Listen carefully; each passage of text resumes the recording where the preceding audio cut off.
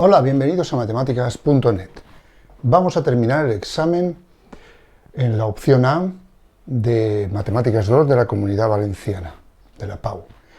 La última pregunta que nos quedaba por ver era la A3, que dice así: se considera esta función f de x igual a x por e elevado a menos x cuadrado. Y se nos pide, en el apartado A, las asíntotas, los intervalos de crecimiento y decrecimiento, los máximos y mínimos relativos. En el B, una representación gráfica.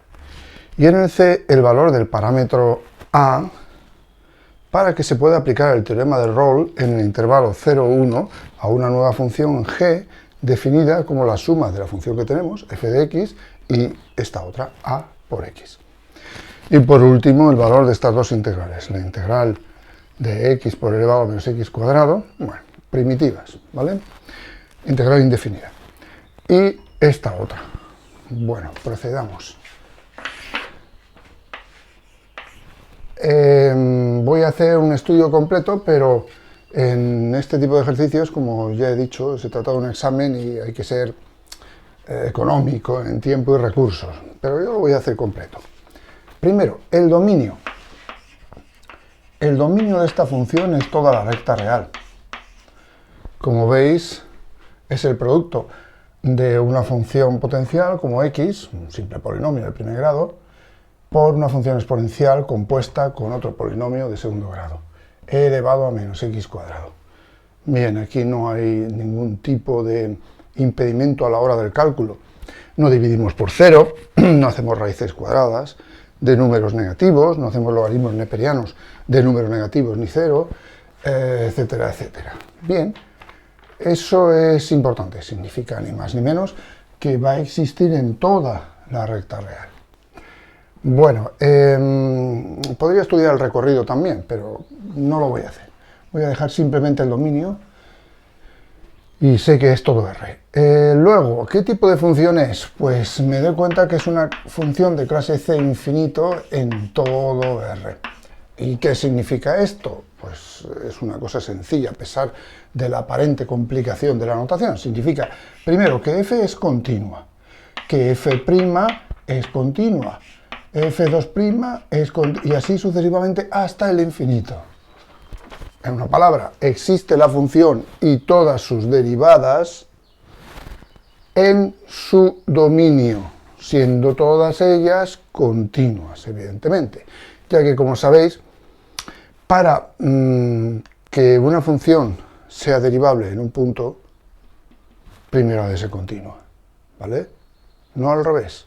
Hay funciones continuas que no son derivables, pero no hay ninguna derivable que no sea continua. Cuidado con eso.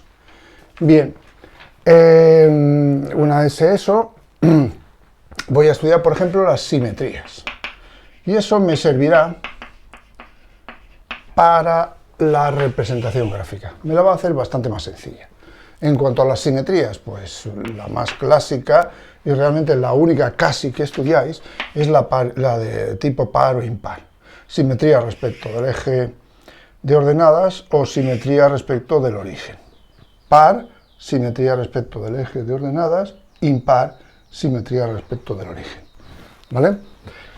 Y para ello tengo que colocar la imagen de un número negativo, f de menos x, y sustituirla en la expresión de la función, claro, menos x por e elevado a menos, aquí hay que llevar cuidado, este menos es el que lleva la función, y el que yo le he puesto a x tendría que ir aquí, ¿vale? Por lo tanto sería así, y esto da menos x por e elevado a menos x cuadrado, ya que obviamente menos x al cuadrado es lo mismo que x cuadrado.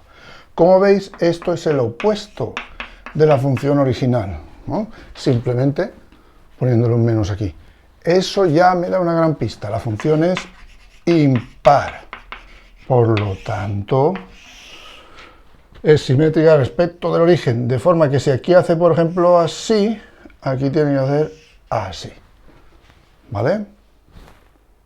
Bien. Ahora, ya tengo el dominio. Ya tengo que es de clase C infinito. Ya tengo las simetrías. Vamos a ver, por ejemplo, puntos de corte con los ejes. Veamos, punto de corte con el eje de abscisas, con el eje OX. En este caso, la y sería 0. Es decir, igualo a 0 esto. X por e elevado a menos x cuadrado igual a 0. Y aquí una observación importante. Bien, sabemos que este producto será 0 si uno de los factores es 0. Pero nunca una exponencial será nula. Por lo tanto, la única contribución la da el valor de x. Y esto significa, ni más ni menos, que x es igual a 0. Así que ya tengo un punto del 0, 0. Pasa por el origen. Ahora los puntos de corte con el eje Y es cuando x es igual a 0. Pero bien, es el mismo de antes, porque si pongo x igual a 0, aquí me va a dar 0 por e elevado a menos 0 cuadrado. Es decir, 0 por e elevado a menos 0 o a 0. E elevado a 0 es 1. 0 por 1, 0. Bien, el mismo punto. No tiene más. Vale, ya voy tomando conciencia un poco de cómo es la función. Va a ser continua, va a ser impar, va a cortar solamente en el origen. Bien, ahora voy a pasar a las asíntotas. Y ya entro de lleno en la pregunta. Sabéis que puede haber verticales, horizontales y oblicuas. Veamos, las asíntotas verticales. Aquí no tengo ninguna, porque para que haya una asíntota vertical necesito tener un punto de acumulación del dominio A, por ejemplo. Punto de acumulación significa que cualquier entorno abierto de A al que le quitas el centro sigue cortando el dominio. O sea que te puedes aproximar con puntos del dominio todo lo que quieras. Pues como digo, debo tener un punto de acumulación A del dominio de forma que cuando haga el límite, cuando x tiende a, por un lado, por otro, por los dos, de la función me va a dar más o menos infinito. Ese no es el caso, porque aquí la continuidad te impone que el límite en cualquier punto va a ser la imagen del punto. O sea, no hay mayor problema y no tenemos asíntotas verticales. Bueno, las horizontales es otra cuestión. En las horizontales estudiamos el comportamiento de la función para valores muy grandes o muy pequeños del argumento. Es decir, tenemos que hacer el límite cuando x tiende a más infinito de la función y el límite cuando x tiende a menos infinito. En este caso sería el de x por e elevado a menos x cuadrado. Y claro, ¿cuánto me va a dar esto? Pues me va a dar infinito por 0, que es una indeterminación. Pero en realidad lo voy a poner así, interpretando el signo menos del exponente, como 1 partido la misma potencia elevado al exponente, pero con signo cambiado. ¿Lo veis? X cuadrado menos x cuadrado. Esto es lo que significa. Y ahora sé que este límite va a dar 0. ¿Y cómo sé que da 0? Bueno, tenéis que daros cuenta que existen diferentes baremos para hacer esto. Y uno de los más cómodos es aprenderse las comparaciones de los infinitos. Me explico. Cuando x tiende a más infinito, pues un polinomio con coeficiente director, es decir, el que tiene el término de mayor grado, positivo, también va a más infinito. Una exponencial también va a más infinito. Pero el infinito de la exponencial siempre es de orden superior al de la potencial. Por lo tanto, si aparece una expresión así, esto tenderá a más infinito porque es de orden superior el del numerador. Y si aparece una expresión así, tenderá a 0 porque es de orden superior el del denominador. Bueno, esto también se traslada a funciones no directamente exponenciales, sino con posición de exponenciales, siempre que esta función tienda también a infinito. ¿Vale? En este caso es x cuadrado, aquí debajo. Pasaría lo mismo con estas dos situaciones. Vale, aclarado esto, Ya sabemos que el límite cuando x tiende a más infinito de e elevado a x cuadrado, de x partido e elevado a x cuadrado es 0. Y el límite cuando x tiende a menos infinito, pues por la misma razón va a ser 0. ¿Vale? Así que aquí tenemos que para y igual a 0, es decir, el eje x, porque eso es lo que va a pasar, realmente que a medida que nos acerquemos a más infinito, técnicamente hablando, a medida que hagamos el límite, el valor del límite, mejor dicho, esto va a acercarse al eje de abscisas. ¿Vale? Si tengo una asíntota horizontal. Nos faltaría por ver la asíntota oblicua. Para la asíntota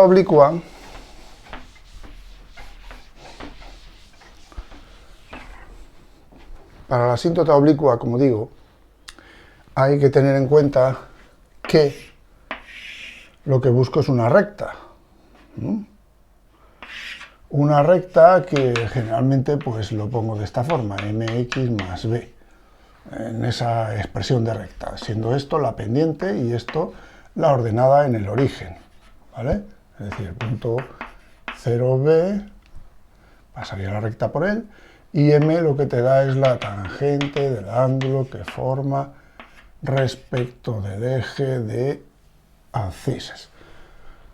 Vale, pues si esta asíntota correspondiera a esta función, o a una función cualquiera, f de x, pues ocurriría que en el infinito serían prácticamente lo mismo, lo cual significa que si coges el argumento x, ¿lo ves? El argumento x, y lo divides por el valor, y divides a la función por ese argumento x, te dará en el infinito la pendiente de la recta.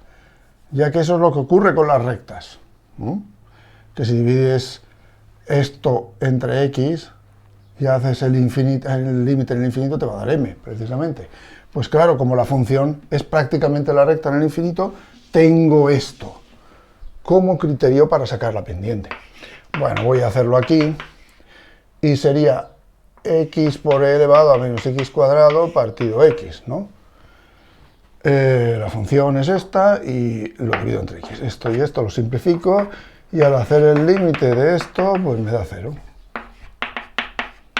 Es decir, la pendiente es 0.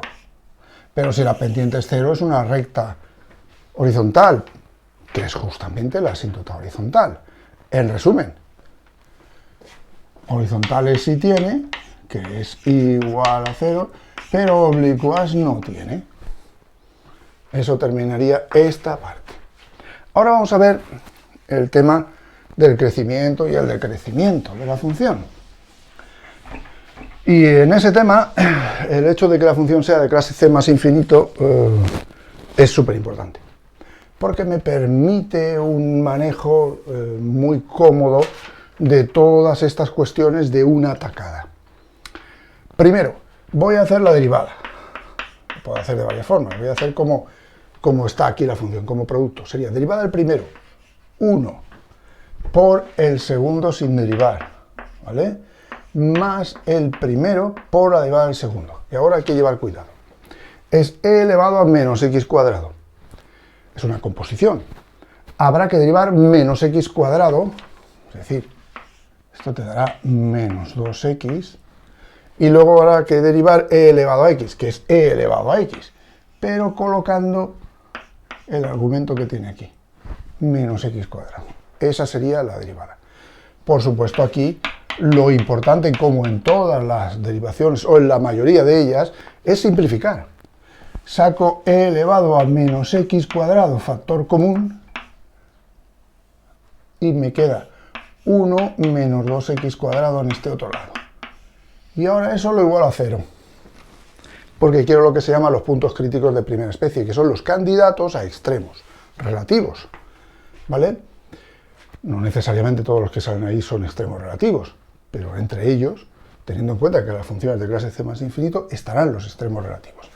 Vale, este producto, como he dicho antes en el caso de los cortes con los ejes, pues este producto será cero si alguno de los factores es cero, pero claro, la exponencial no es cero, por lo tanto esto es lo único que se puede anular y se queda reducida la ecuación a esta equivalente.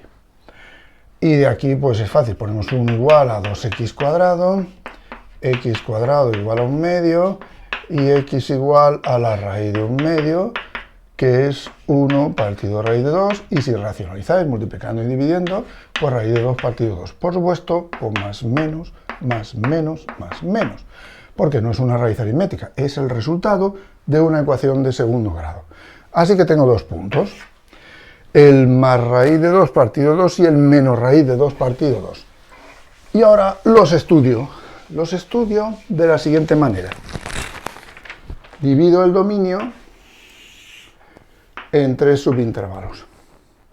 Desde menos infinito hasta menos raíz de 2 partido 2, desde menos raíz de 2 partido 2 hasta raíz de 2 partido 2, y luego desde raíz de 2 partido 2 hasta más infinito. Cojo un punto cualquiera de aquí y estudio el signo de la derivada en ese punto.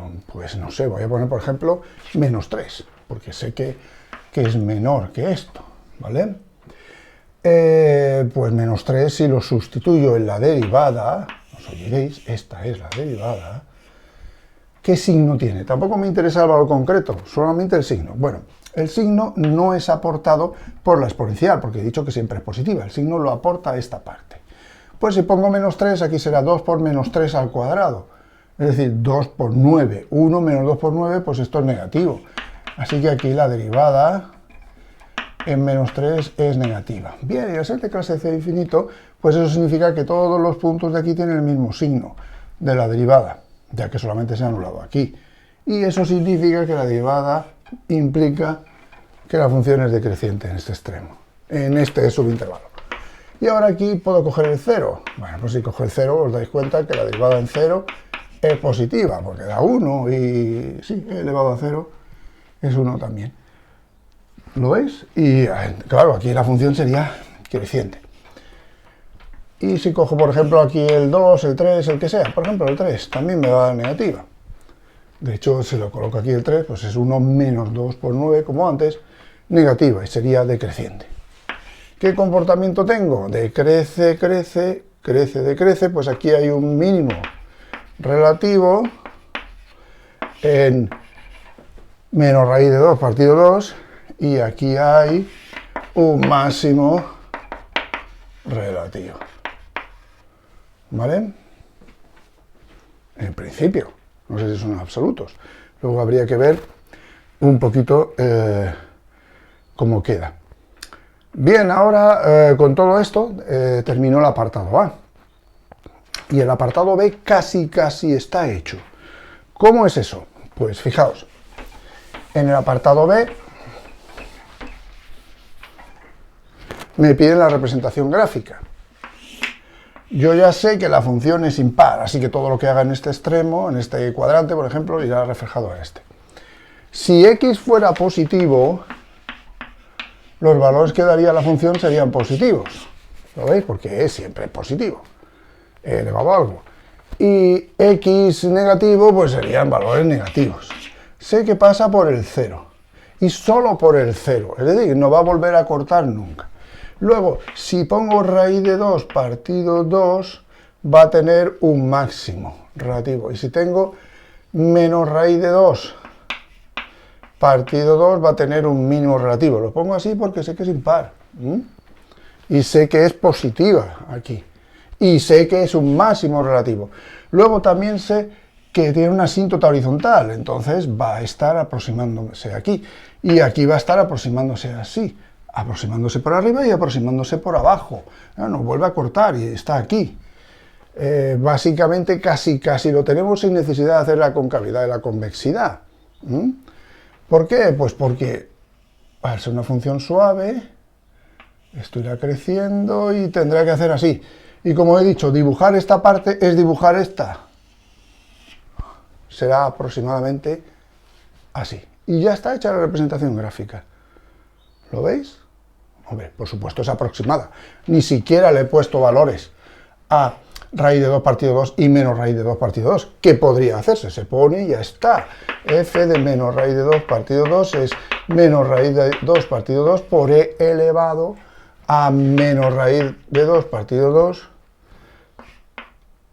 al cuadrado. Cuidado, menos raíz de 2 partido 2 menos al cuadrado. Este signo lo tiene el valor y este signo lo lleva la función.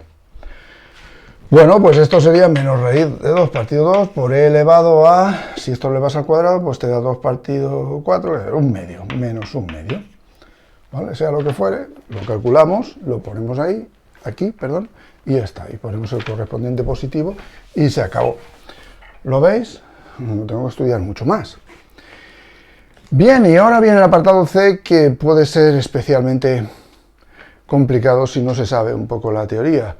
Y en realidad el teorema de Rolle es un teorema bastante intuitivo y lo voy a enunciar para que veáis lo que quiere decir. Bueno, pues si tenéis una función, por ejemplo, h, que sea continua en un intervalo cerrado y acotado como este, a, b, con valores reales, por supuesto, y que sea derivable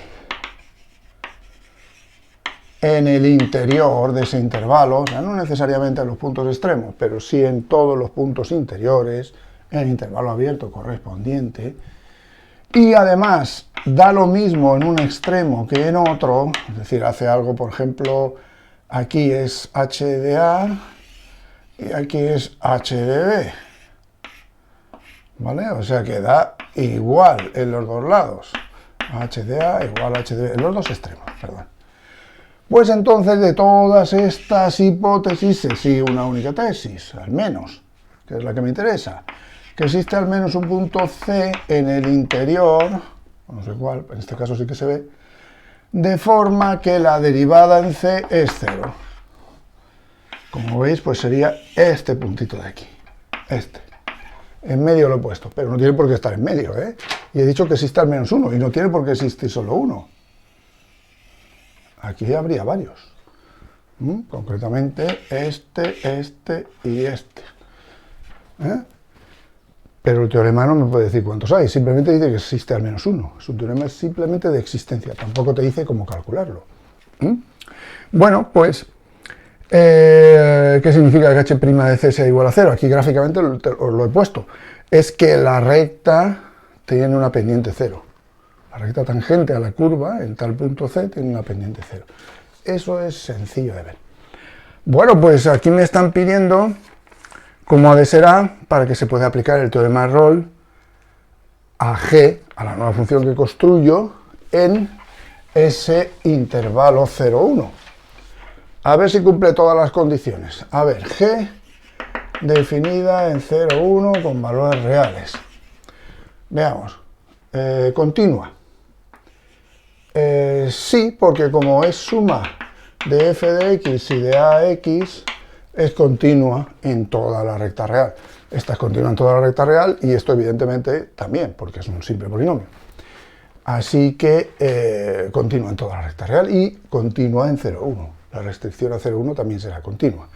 Ahora, ¿derivable en el interior? Sí, porque esta es derivable en toda la recta real y esta también, por lo tanto será derivable en toda la recta real y, por supuesto, en el interior. Y ahora me faltaría la última hipótesis, estas dos ya las he visto, sería g de 0 igual a g de 1. Y yo creo que esa es la condición realmente que os piden. G de 0 igual a g de 1, pues sería f de 0 más a por 0 tiene que ser igual a f de 1 más a por 1. Bueno, f de 0, ¿qué era? Pues f de 0 era 0, ¿no? ¿Os dais cuenta? Simplemente era el valor que pongo aquí con 0. 0. A por 0 sería 0, es decir, que esto es 0. ¿Y cuánto da f de 1? Pues es e elevado a menos 1. ¿Lo veis? 1 por e elevado a 1 al cuadrado cambiado de signo. 1 por e elevado a menos 1. E elevado a menos 1. Y esto más a. Así que esto tiene que ser 0. Por lo tanto, a tiene que ser igual a menos e elevado a menos 1. Y ya está. El último apartado es el del cálculo de las primitivas. Veamos, la primera es la primitiva de la propia función, es decir, de x por e elevado a menos x cuadrado diferencial de x. Vale, puede parecer muy difícil, pero en realidad con un simple cambio de variable lo podemos hacer. Si nos fijamos en x cuadrado, al derivar nos daría 2x. Y eso casi está aquí. Ese es el cambio que voy a tomar. Menos x cuadrado lo voy a llamar u. La derivada de u respecto de x va a ser menos 2x. Por lo tanto, puedo pasar el diferencial al otro lado. ¿Lo veis? Menos 2x diferencial de x. Vale, con este simple cambio, esto quedaría transformado así. X por e elevado a u. Y ahora, en lugar de poner diferencial de x, la despejo de aquí y queda como diferencial de u partido menos 2x. Es decir, diferencial de u menos 2x. Este valor de x y este desaparecen. Y me queda el menos 1/2, que lo puedo sacar fuera, de la primitiva de e elevado a u diferencial de u. Y como sabéis, es inmediata. Sería menos 1/2 de e elevado a u más c. Pero claro, ahora hay que deshacer el cambio. Deshaciendo el cambio quedaría menos 1/2 de e elevado a menos x cuadrado más c. Y eso sería el resultado de la primitiva de la función. Ahora veamos el resultado para la otra primitiva, que es totalmente diferente. Sería x por e elevado a menos x. ¿Vale? En ese caso no podemos hacer ese cambio porque, como veis, no está la derivada. Hay que hacerla por partes, como generalmente ocurre con todas aquellas donde hay un polinomio por una exponencial, un polinomio por un logaritmo, polinomio por un seno o un coseno, casi siempre. Pero no siempre es el mejor método, pero en este caso sí. Voy a llamar u a x y diferencial de v a e elevado a x menos diferencial de x. ¿Por qué esa elección de partes?